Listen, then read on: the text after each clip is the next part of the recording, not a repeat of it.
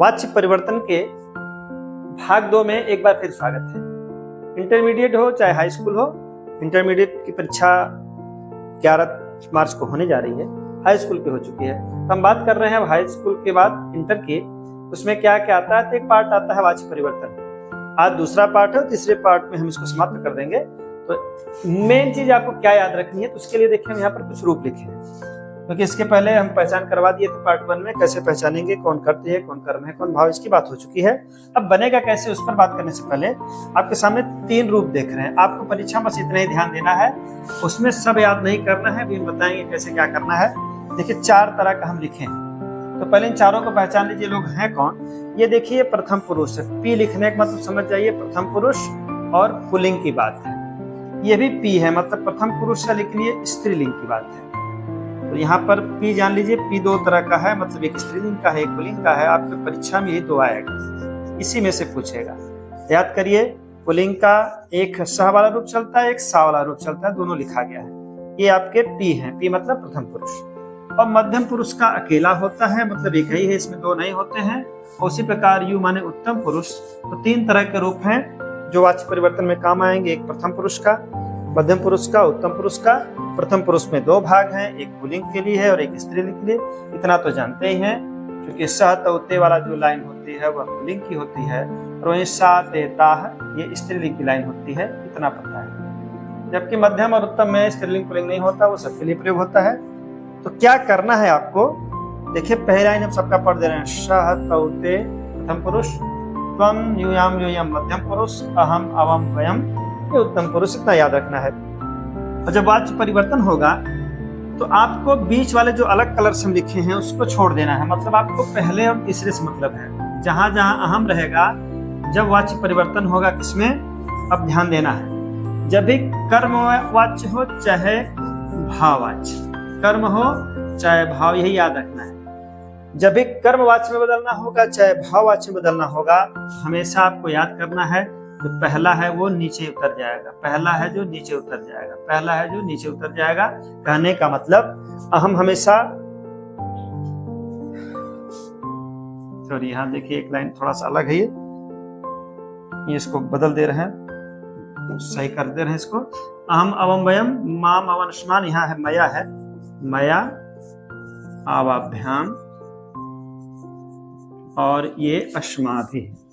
तो कहने का मतलब हमेशा जब भी आपको 2 चीज परिवर्तन करना है तो याद करिए क्या क्या बताएं। जब कर्मवाच्य बदलना हो चाहे भाववाच्य बदलना हो, कर्तृवाच्य को किससे बदलना हो, जब ये नाम ले लिया जाए कि कर्मवाच्य में बदलो, भाववाच्य में बदलो, तो हमेशा आपके दिमाग में जाना चाहिए कि अगर अहम है तो उसके स्थान पर मया ही लिखना है, चाहे कर्मवाच्य हो चाहे भाववाच्य हो। वही बात है, अगर अवाम लिखा है तो आपको अवाभ्याम लिखना है, वयम लिखना है तो अस्माभि लिखना है, ये हमेशा याद रहे।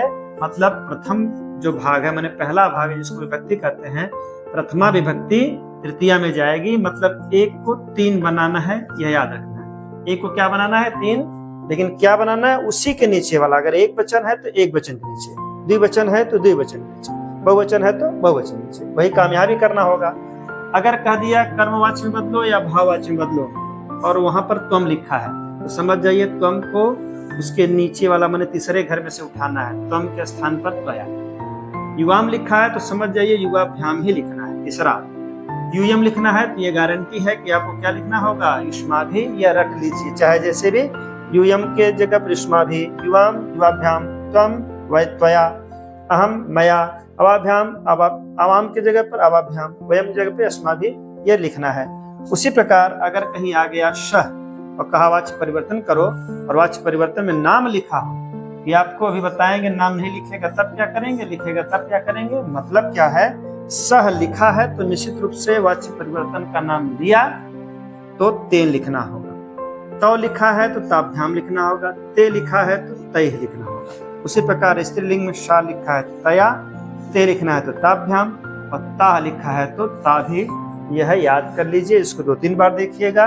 वाच्य परिवर्तन यही करना होगा कब, जब कर्मवाच्य और भाववाच्य लिखा है, नहीं लिखा है तब क्या करेंगे। अब देखिए, जैसे अगर लिख दिया गया शह गच्छति, और परीक्षा में केवल लिखा है वाच्य परिवर्तन करो, वहां पर यह नहीं लिखा होगा कि कर्म बदलो कि भाव, केवल लिखा होगा वाच्य परिवर्तन करो। जैसे 2-3 वाक्य और लिखते हैं, मया गम्यते,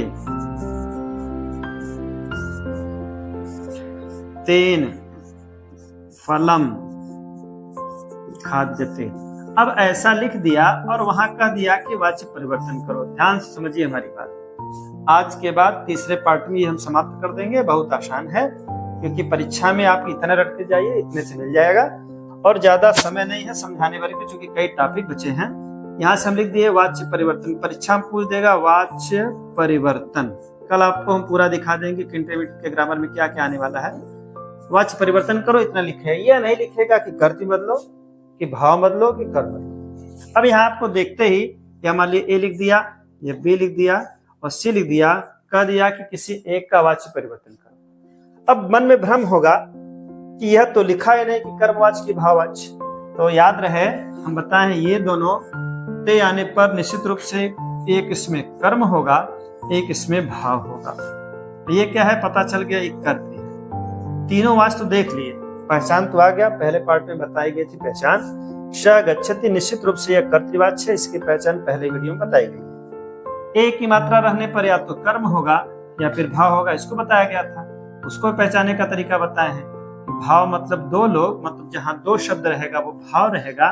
देखिए 2 शब्द यही है और एक की मात्रा है तो ये निश्चित रूप से भाव है। और यहाँ पर एक की मात्रा है, 3 लोग हैं तो कर्म है। ये बात पहली वीडियो में बताई जा चुकी है।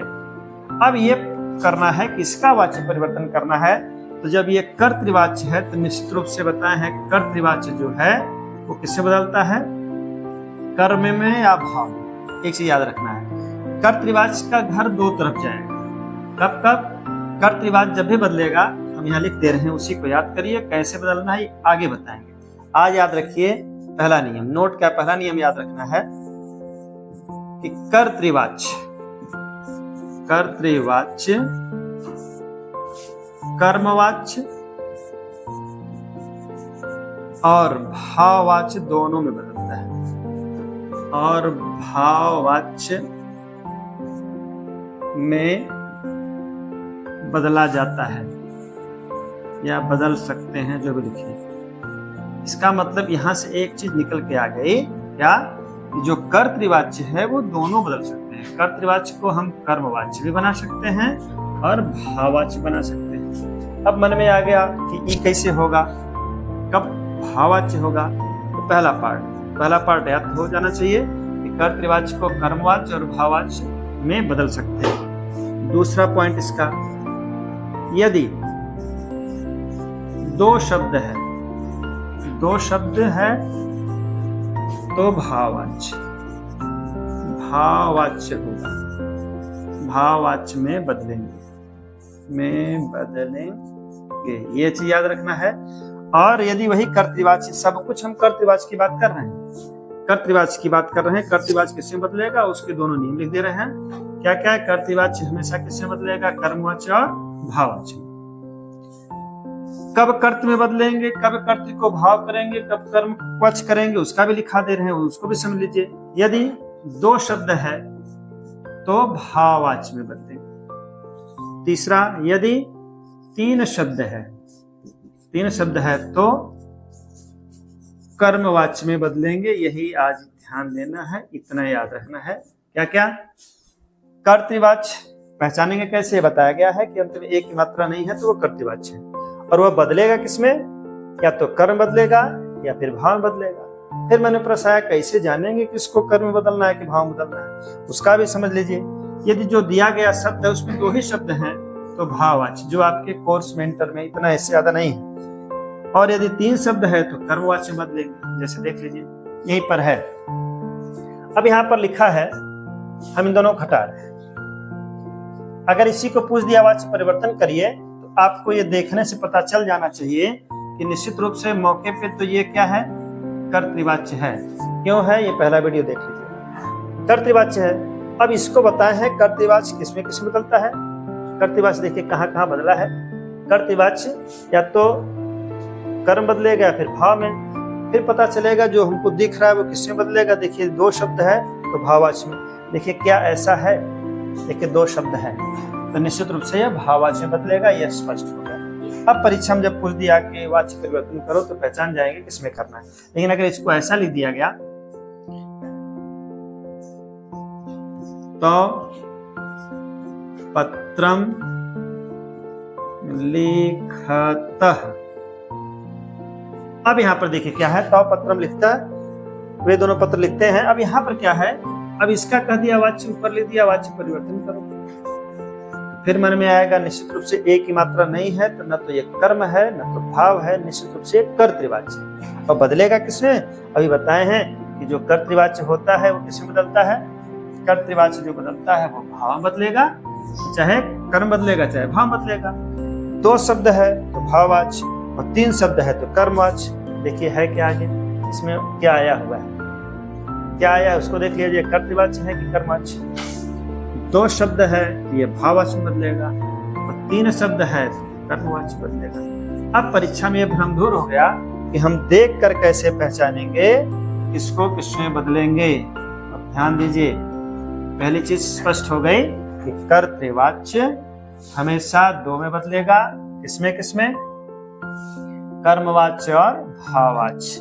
कर्तृवाच्य कर्मवाच्य में या भाववाच्य में, कर्तृवाच्य हमेशा कर्मवाच्य या भाववाच्य बदलेगा। कब कर्म में कब भाव में वही बता दिए। दो शब्द है तो भाववाच्य में बदल देंगे और तीन शब्द दिया है तो कर्मवाच्य में बदल देंगे, इतना स्पष्ट हो गया।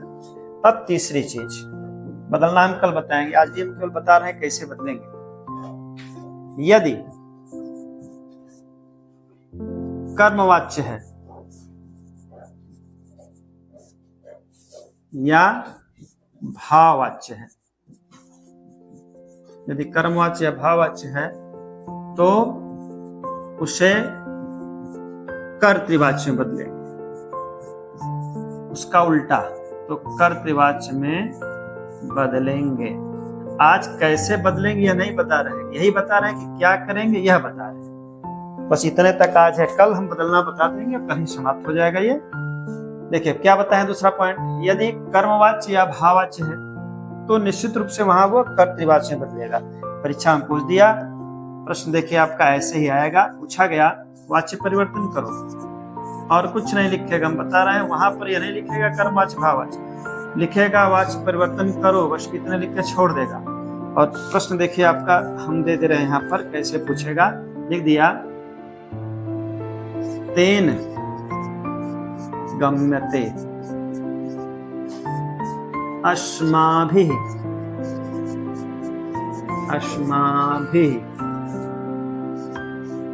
फलानि